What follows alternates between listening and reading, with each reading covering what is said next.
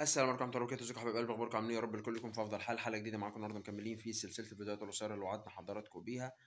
مكملين في سورة النساء. معانا الآية النهارده رقم 24. ربنا عز وجل بيقول: والمحصنات من النساء إلا ما ملكت أيمانكم كتاب الله عليكم، أحل لكم ما وراء ذلكم أن تبتغوا بأموالكم محصنين غير مسافحين، فما استمتعتم به منهن فآتوهن أجورهن فريضة، ولا جناح عليكم فيما تراضيتم به من بعد الفريضة، إن الله كان عليما حكيما.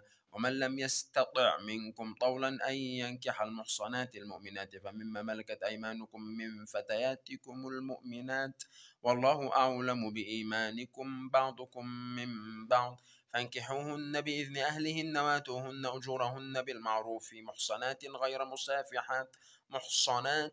مسافحات ولا متخذات أخدان، فإذا أحصن فإن أتين بفاحشة فعليهن نصف ما على المحصنات من العذاب، ذلك لمن خشي العنة منكم، وأن تصبروا خير لكم، والله غفور رحيم.